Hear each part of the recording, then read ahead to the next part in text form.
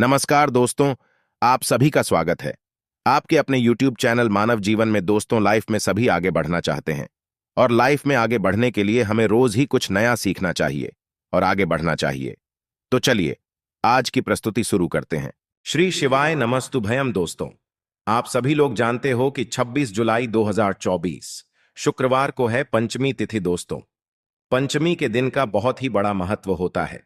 इसी के साथ में दोस्तों इसी दिन किया जाने वाला पंडित जी द्वारा बताया गया 7 बेलपत्र वाला एक ऐसा नया उपाय बताया है जो कि बिल्कुल नया है और पहली बार बताया है। यह उपाय ज्यादा लोगों को पता नहीं है, इसलिए हम आप लोगों को इस वीडियो में पंचमी के दिन किया जाने वाला यह 7 बेलपत्री वाला बिल्कुल नया उपाय यहां पर इस वीडियो में समझाने वाले हैं, ताकि आप लोग इस उपाय को करो और आपकी जो भी मनोकामना हो वह पंचमी के दिन पूर्ण हो जाए, है ना। तो दोस्तों, इस 7 बेलपत्र वाले उपाय को आपको कैसे करना है, किसको करना है, किस समय करना है, ये आइए हम लोग इस वीडियो में समझते हैं।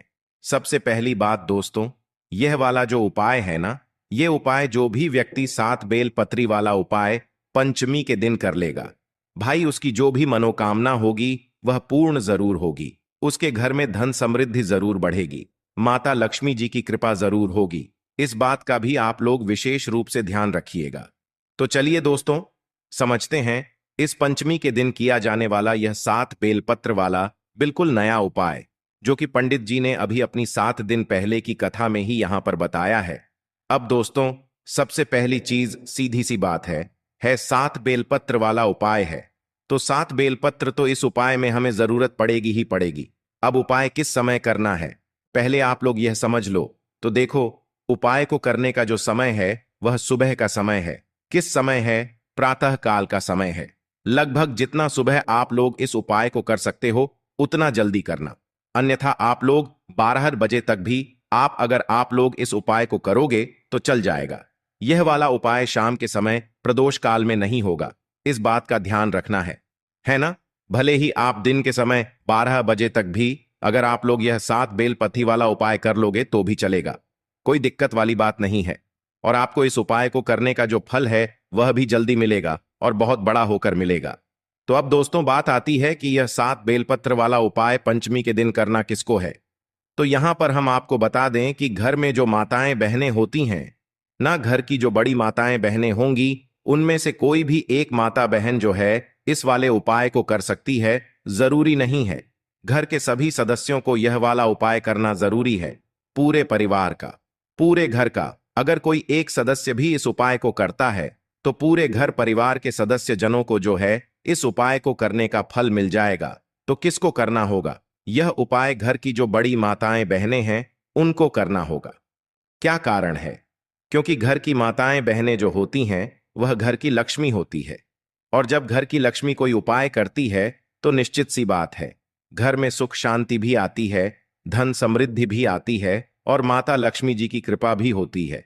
तो अब आपको ये सारी बात तो समझ आ गई होंगी। अब हम जानते हैं कि इस उपाय को करने के लिए आपको क्या क्या चीजों की आवश्यकता पड़ेगी। तो सबसे पहली बात तो 7 बेलपत्र वाला यह उपाय है पंचमी के दिन का। तो सीधी सी बात है 7 बेलपत्र तो हमें इसमें लगेंगी ही लगेंगी, है ना। अब देखिए, 7 बेलपत्र की आप पहले से यहां पर तैयारी करके रख सकते हैं, क्योंकि एकदम से हो सकता है कि आपको बेलपत्र ना मिले हैं ना, क्योंकि पंचमी का दिन रहेगा तो बेलपत्र आप लोगों को आसानी से कहीं से भी मिल जाएंगी। मतलब आप चाहो तो यह उपाय के साथ बेलपत्र को कहीं से खरीद भी सकते हो, कहीं से तोड़कर भी ला सकते हो, कोई दिक्कत वाली बात नहीं है ना। अब देखो दोस्तों, यह वाला जो उपाय है इस उपाय को करते समय शुद्धता का विशेष रूप से ध्यान रखिएगा। पंचमी के दिन सुबह सुबह प्रातःकाल जब आप लोग यह उपाय कर रहे हो तो भाई स्नान करके शुद्ध होकर नए या धुले हुए वस्त्र पहनकर आप लोगों को तैयार हो जाना है और अपनी 7 बेलपत्री जो उपाय के लिए हैं वह लेकर बिल्कुल तैयार होकर खड़े हो जाना है।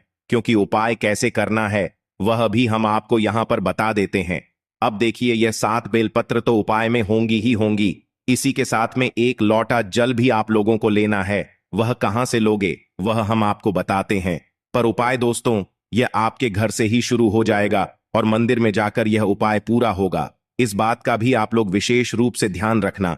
तो जैसे ही आपके हाथ में जो है 7 बेलपत्री आ जाती हैं और एक लौटा आप लोग अपने पास में रख लेना। अभी आपको भरना नहीं है, मात्र खाली लौटा रख लेना। तो करना क्या है, आपके पास 7 बेलपत्र हैं, एक लौटा आपने रख लिया अपने साथ में। अब देखो, यह 7 जो बेलपत्र हैं, यह 7 बेलपत्र 7 अलग अलग जगहों पर हमें समर्पित करनी है। वह 7 जगह कौन सी हैं, वह हम आपको बताते हैं। इसी के साथ में दोस्तों, जैसा कि हमने आपको अभी बताया कि यह वाला जो उपाय है, यह आपके घर से ही शुरू हो जाएगा। तो घर से शुरू कैसे होगा, इन 7 बेलपत्र में से जो पहली बेलपत्र होगी, यह आपके घर में ही एक स्थान पर चढ़ेगी, जो कि है दोस्तों आपके घर का रसोई घर है ना। तो आपको क्या करना है, जब आप इस उपाय को करने की पूर्ण तैयारी कर लें, माताएं बहनें में से जो भी इस उपाय को कर रहा है, अगर वह इस उपाय को करने की पूर्ण तैयारी कर ले, तो भाई उसको अपनी 7 बेलपत्र को लेकर सबसे पहले कहां पर आना है, अपने ही घर के रसोई घर में आना है। घर के रसोई घर में उस स्थान पर आना है जहां पर माताएं बहनें अपने घर में पीने का पानी वाला स्थान या पीने का पानी रखती हो, चाहे वह आपका आर हो, चाहे वह आपकी गुंड हो, चाहे वह आपका गगरा हो, चाहे वे आपका मटका हो। जिस मटके में से या जिस स्थान में से आप लोग पीने का पानी लेते हो, जिस गगरे में से लेते हो, उसके पास यहां पर आप लोगों को आ जाना है और इन 7 बेलपत्र में से पहली बेलपत्र निकालना है। और पहली बेलपत्र को आपने उसी परिंडे के पास में रख देना है जिस परिंडे से या जिस गगरे से आप लोग पीने का पानी लेते हो और पीते हो। उस परिंडे के पास में आप लोगों को अपनी पहली बेलपत्र को समर्पित कर देना है। अंदर नहीं डालना है, जल के अंदर नहीं डालना है। उसी गगरे के पास में जहां पर आपका पीने का पानी रखा हुआ है, उसी के पास में एक अच्छी सी जगह देखकर पहली वाली बेलपत्र को आपको वहां पर शिव जी का नाम लेते हुए समर्पित कर देना है। अब जो हमने आपसे बोला था कि एक लौटा आप लोग अभी खाली रखो, उस एक लौटे को जो अभी आपके पास खाली लौटा रखा हुआ है, इस लौटे को आप अपने इसी गगरे में से भर लो जिस गगरे के पास में अभी आपने जो है इस बेलपत्र को समर्पित किया हुआ है। मतलब कि जहां से आप अपना पीने का पानी भरते हो ना, उसी पानी में से आप लोगों को यह एक लौटा जल अब भर लेना है। पहली बेलपत्र को चढ़ाने के बाद अपना यह एक लौटा जल आपको उसी परिंडे में से उसी पानी में से भर लेना है जिस पानी में से आप लोग पीने का पानी लेते हो और जिस पानी के पास में आपने यह पहली बेलपत्र को समर्पित किया है। अब आपने एक लौटा जल भी भर लिया। अब आपके पास बची है कुल 6 बेलपत्र। अब इन 6 बेलपत्री को कहां कहां पर समर्पित करना है, वह आप लोग सुनो तो देखो। इन 6 बेलपत्र और अपने एक लोटे जल को तैयार करके आप लोग अपने घर से निकल जाना। अब जैसे ही आप लोग अपने घर से निकलते हो, तो आपके घर के पास में जो भी एक बेलपत्र का पेड़ हो, जो कि बेलपत्र का बड़ा पेड़ हो, आपके पास 6 बेलपत्र हैं, एक लोटा जल है, इनको अपने साथ में ही रखकर निकलना है। और जो भी एक बेलपत्र का बड़ा पेड़ आपके घर के आसपास जहां पर भी पड़ता है, आपको आप वहां पर चले जाना है, क्योंकि 7 अलग अलग जगह होंगी, 7 अलग अलग बेलपत्र हैं। हमारे पास तो पहली बेलपत्र तो हमने अपने घर के रसोई घर में परिंडे के पास समर्पित कर दी है। अब दूसरी बेलपत्र को लेकर जाओगे आप लोग। यहां पर बेलपत्र के पेड़ के नीचे, बेलपत्र के पेड़ के नीचे जैसे ही पहुंच जाते हो, वह बेलपत्र का पेड़ बड़ा होना चाहिए, छोटा नहीं होना चाहिए। तो जैसे ही बेलपत्र के पेड़ के नीचे पहुंचते हो अपना, वह बेलपत्र मतलब दूसरे नंबर की जो बेलपत्र होगी उसे निकाल लेना और उसी बेलपत्र के पेड़ के नीचे शिव जी का नाम लेते हुए समर्पित कर देना। समर्पित जैसे ही कर देते हो, अपने दूसरे नंबर की बेलपत्र को इसी बेलपत्र के ऊपर आपने जो अपने साथ में एक लोटा जल लेकर आया हो ना, इसमें से थोड़ा सा जल उस बेलपत्र के ऊपर समर्पित कर देना है। पूरा जल समर्पित नहीं करना है, क्योंकि थोड़ा सा जल आप लोगों को अपने लौटे का इसी बेलपत्र के ऊपर समर्पित कर देना है। जो दूसरे नंबर की बेलपत्र आपने बेलपत्र के पेड़ के नीचे समर्पित करी है, जैसे ही आप लोग थोड़ा सा जल्द समर्पित कर देते हो, अब वहां से भी आपको उठ जाना है। अब आपके पास बची हैं 5 बेलपत्र और 1 लोटा जल जो आपके पास अभी आपने थोड़ा सा चढ़ाया उसमें से, है ना। तो अब भाई जो तीसरे नंबर की बेलपत्र है, ये तीसरे नंबर की बेलपत्र को लेकर आप पहुंच जाओगे सीधा अपने घर के पास में जो भी शिव मंदिर हो शिवालय हो, जहां पर शिव जी की शिवलिंग और नंदी विराजित हो, वहां पर पहुंच जाना है। तो जैसे ही तीसरे नंबर की बेलपत्र लेकर आप भगवान शिव जी के मंदिर में पहुंचते हो तो सीधा शिवलिंग के पास में नहीं जाना है। इस तीसरे नंबर की बेलपत्र को लेकर आपको नंदी बाबा के पास में आकर रुक जाना है ना। इस बात का ध्यान रखना। तीसरे नंबर की बेलपत्र को जैसे ही नंदी बाबा के पास में आकर लाकर रुक जाते हो तो भाई आप लोग देखना कि नंदी बाबा का एक पैर कोई सा उठा हुआ होगा। देख लेना कोई उठा हुआ होगा या तो मुड़ा हुआ होगा, है ना। किसी को मुड़ा हुआ भी दिखता है, वो किसी को उठा हुआ भी दिखता है। तो भाई आप लोगों को जो है वो वाला पैर देख लेना जो मुड़ा हुआ हो या उठा हुआ हो। आपको उस उठे हुए या मुड़े हुए पैर के पास में अपनी यह तीसरे नंबर वाली जो बेलपत्र होगी इसको समर्पित कर देना है। ये जो तीसरे नंबर वाली बेलपत्र आप लोग नंदी के उठे हुए पैर के पास समर्पित करोगे ना, यहां पर आप लोगों को कोई भी जल समर्पित नहीं करना है, इस बात का ध्यान रख लेना। समझ गए आप लोग। तो तीसरे नंबर की बिलब नदवा के उठे हुए पैर के पास आपको समर्पित कर देना है। अब चौथे नंबर की बेलपत्र की बात करते हैं कि यह कहां पर समर्पित होगी। तो यह जो बेलपत्र है यह आपको लेकर आ जाना है भगवान शिव जी के शिवलिंग के पास में। तो शिवलिंग जहां पर विराजित हो वहां पर आप लोगों को आ जाना है और शिवलिंग के ऊपर आप लोग सबसे पहले माता अशोक सुंदरी जी का स्थान आप लोग देख लेना, समझ लेना, किसी से पूछ लेना, हम आपको बता देते हैं। जब भी कि जो माता अशोक सुंदर जी का स्थान है ना, वह जलाधारी के बिल्कुल बीचों बीच में होगा। जलाधारी कहां पर होती है? शिवलिंग रखा हुआ होता है, जलाधारी के ऊपर जो जलाधारी होती है जहां से जल बहता हुआ जाता है और नीचे गता है। तो जो जलाधारी होगी, जलाधारी के बिल्कुल बीचों बीच का जो हिस्सा होगा वह होगा माता अशोक सुंदर जी का स्थान। तो आपको क्या करना है, अपनी है चौथे नंबर की जो बेलपत्र है, इस चौथे नंबर की बेलपत्र को आपको माता अशोक सुंदर जी वाले स्थान पर समर्पित कर देना है। चौथे नंबर की बेलपत्र को, और डंडी का मुख जलाधारी की तरफ होगा जहां से जल बहता है और नीचे करता है। तो और जो बीच वाली बड़ी बत्ती का मुख है वह शिवलिंग की तरफ होगा। तो यह अपनी चौथे नंबर की बेलपत्र को आपको, तो यहां पर भी आप लोगों को थोड़ा सा जल माता अशोक चंद्र जी वाले स्थान पर बेलपत्र को समर्पित करने के बाद इसी बेलपत्र के ऊपर समर्पित कर देना है थोड़ा सा जल।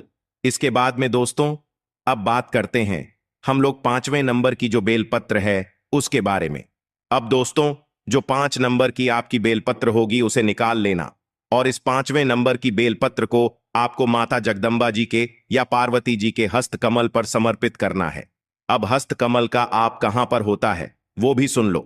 देखो जो जलाधारी होती है, जलाधारी के ऊपर शिवलिंग रखा हुआ होता है। तो शिवलिंग का जो कटी भाग होता है ना, मतलब गोल मोल जो भाग होता है, उसके आसपास जहां पर भी आप इस बेलपत्र को समर्पित करोगे वह माता जगदम्बा जी का या पार्वती जी का हस्त कमल ही होगा। तो आपको क्या करना है, ये जो पांचवें नंबर की बेलपत्र है, इस पांचवें नंबर की बेलपत्र को आप लोगों को जो शिवलिंग है जहां पर मतलब जला के ऊपर शिवलिंग रखा हुआ है, शिवलिंग का जो गोल मोल भाग है, कटी भाग है, भाई वहां पर कहीं पर भी पास में अपनी जो है ये पांचवें नंबर की बेलपत्र को समर्पित कर देना है।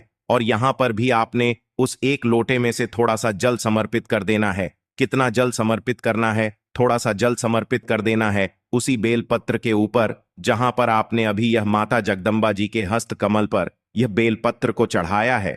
तो यहां पर आप लोगों की कुल मिलाकर हो गई है 5 बेलपत्र। अब आपकी जो छठी बेलपत्र चढ़ेगी वह कहां पर चढ़ेगी? छठी बेलपत्र को निकालकर आप लोगों को चढ़ाना है भगवान शिव जी की शिवलिंग के ऊपर है ना। तो शिवलिंग के ऊपर आप लोगों को यह छठी बेलपत्र को चढ़ाना है। बस इस बात का ध्यान रखना कि आप जिस तरफ से इस बेलपत्र को चढ़ा रहे हो उस तरफ आपकी इस बेलपत्र की पत्ती का मुख होना चाहिए और आपकी विपरीत दिशा में इस बेलपत्र की डंडी का मुख होना चाहिए, है ना।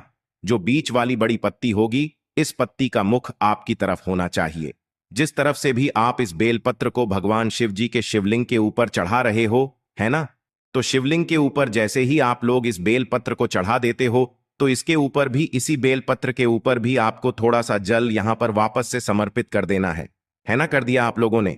अब आपके पास बची है दोस्तों कुल मिलाकर मतलब एक बेलपत्र और सातवीं और आखिरी बेलपत्र है ना। तो आखिरी वाली जो बेलपत्र होगी, इसको आपको क्या करना है वह बहुत ही ध्यान से सुन लो।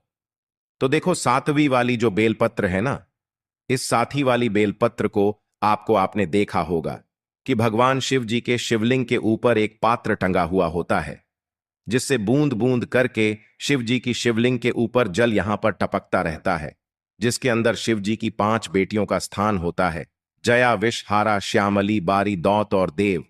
तो ये जो 7वें नंबर और आखिरी नंबर की जो बेलपत्र होगी ना, यह मात्र आपको उस पात्र से स्पर्श करा है, मतलब छुआ ना है और कुछ भी नहीं करना है, इसको कहीं पर समर्पित नहीं करना। यह 7वें नंबर की बेलपत्र को, इस 7वें नंबर की बेलपत्र को मात्र आपको शिव जी की शिवलिंग पर टंगे हुए उस पात्र से छू आना है, ना अंदर जल से टच कराना है। मात्र बाहर के बाहरी जो है इस 7वें नंबर की बेलपत्र को छुआ लेना है और भगवान शिव जी का आशीर्वाद समझकर इसे अपने पास में वापस रख लेना है।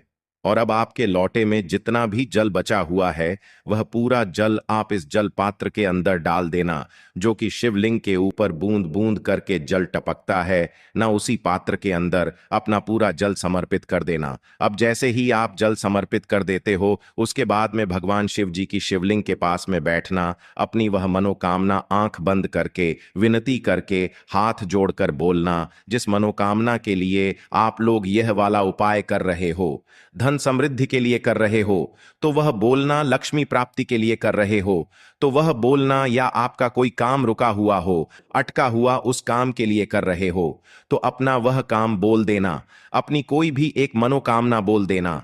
और मनोकामना बोलकर भगवान का 2 मिनट जाप करके, भगवान को धोख देकर, भगवान से आशीर्वाद लेकर आप अपने घर पर वापस आ सकते हो और आपका यह वाला उपाय पूर्ण हो जाता है। आज के लिए बस इतना ही इस वीडियो में दी गई जानकारी।